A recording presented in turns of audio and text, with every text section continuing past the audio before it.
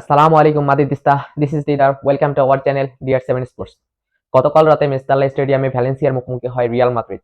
Real Madrid সবসময় ভ্যালেন্সিয়ার বিপক্ষে away ম্যাচে সাফার করছে। এর ব্যতিক্রম হয়নি আজকের ম্যাচও। ফার্স্ট হাফে রিয়াল মাদ্রিদের বাজে খেলার সুযোগ কাজে লাগিয়ে 27 মিনিটে হুগো ধরো ভ্যালেন্সিয়াকে এগিয়ে নিয়ে যায়। পরবর্তীতে থিবো কর্তুয়ার অসামান্য কিছু সেভের কারণে রিয়াল মাদ্রিদ আর গোল কনসিড করেনি। আমরা জানি রিয়াল মাদ্রিদ যতটা খারাপ খেলে ফার্স্ট হাফে, ততটাই সুন্দর বা এন্টারটেইনিং ফুটবল গেম উপহার দেয় সেকেন্ড হাফে। আজও তার ব্যতিক্রম হয় নাই। ফার্স্ট হাফে রিয়াল মাদ্রিদ 1-0 গোলে পিছিয়ে পড়লেও পরবর্তীতে সেকেন্ড হাফে তাদের আমরা কামব্যাক দেখতে পাই।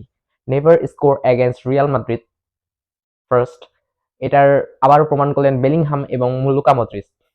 সেকেন্ড হাফের শুরুতে এমবাপ্পেকে ফাউল করলে পেনাল্টি বাই রিয়াল মাদ্রিদ। স্পোর্টকিকে বেলিংহামের স্কোর করতে ব্যর্থ হলে রিয়াল মাদ্রিদ 1-0 গোলেই পিছিয়ে থাকে। পরবর্তীতে ভিনিসিয়াস 79 মিনিটে রেড কার্ড কনসিড করলে 10 জনের দলে পরিণত হয় রিয়াল মাদ্রিদ। পরবর্তীতে 80 মিনিটে সেভালোসকে তুলে মদ্রিচকে নামায় ডন কার্লো এবং মদ্রিচ তার 5 মিনিট পর 85 মিনিটে বেলিংহামের অ্যাসিস্টে এক এক গোল করে বসেন এবং রিয়াল মাদ্রিদকে সমতায় ফিরে আনেন।